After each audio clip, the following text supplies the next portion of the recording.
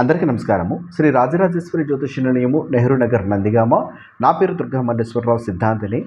ఈ మహాలయ పక్షంలో పితృదేవతలకు వారి రుణాలు ఎందుకు తీర్చుకోవాలి అని కొందరు అనుకుంటూ ఉంటున్నారు.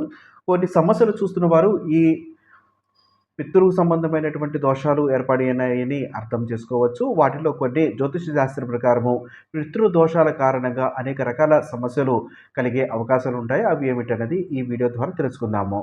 చేపట్టేటటువంటి ప్రతి పనిలో కూడా ఆటంకాలు ఎదురవ్వడము, గౌరవం తగ్గడము, కీర్తి తగ్గడము, ప్రతిష్టకు భంగం కలగడము, వాటి కారణంగా సమస్యలు అధికంగా చూడడము, కుటుంబంలో స్త్రీకి చిన్న వయసులోనే వైధవ్యం రావడము, కుటుంబంలో ఎవరో ఒకరికి మానసిక స్థితి సరిగా లేకపోవడము, సంతానం అందకపోవడము, ఒకవేళ సంతానం అందినా కూడా వారి చిన్నతనంలోనే అకాల మరణము చెందడం లాంటివి చూస్తూ ఉన్నవారు ఖచ్చితంగా ఈ శ్రాద్ధ కర్మలు కానీ లేదా దాన ధర్మాలు కానీ చేసుకోవాలి.